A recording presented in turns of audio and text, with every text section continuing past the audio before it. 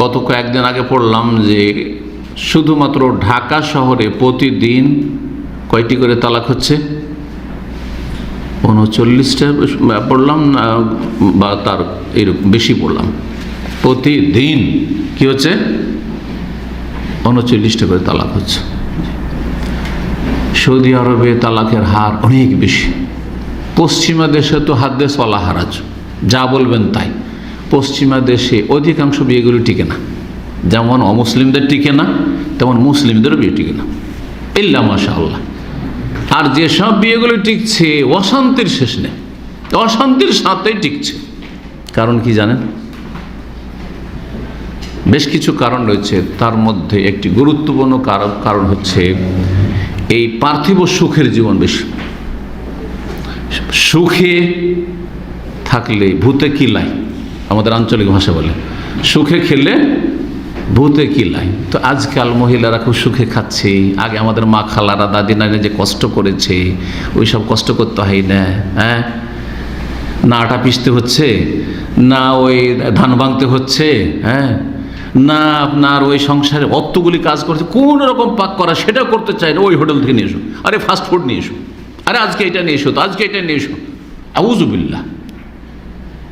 ভোগবিলাসের জীবন, সুখের জীবন পারিবারিক কাঠামোকে বরবাদ করছে, সাবধান হয়ে যান। সুতরাং এই পার্থিব টাকা পয়সার সুখটা আসল সুখ না। আসল সুখ হচ্ছে দাম্পত্য জীবনের সুখ, মানসিক শান্তি। স্বামী শান্তিতে আছে, স্ত্রীও শান্তিতে আছে, এটা সবচেয়ে বড় শান্তি। এই শান্তিকে বহাল রাখার চেষ্টা করুন। সুতরাং দুনিয়ার ভোগ বিলাসের পিছনে ছুটবেন না, দুনিয়ার নিয়ামতকে তুচ্ছ মনে করবেন।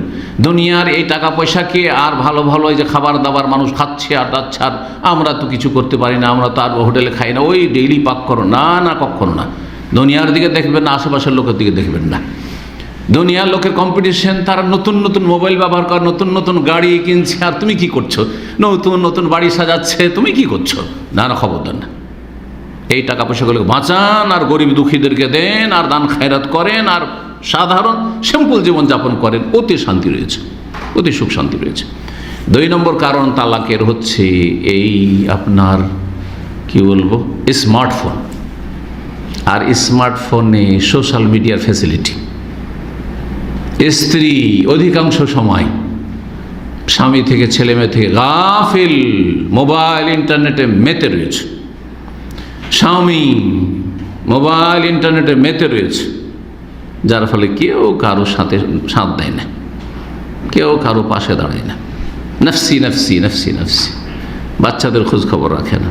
মেজাজ গরম হচ্ছে 2 দিক থেকে একে অপরের ওপর, আর তারপরে শেষ পরিণাম তালাক হয়ে যাচ্ছে। জি, এর সাথে পরকীয়া প্রেম তো আছেই এই স্মার্টফোন থাকার কারণে।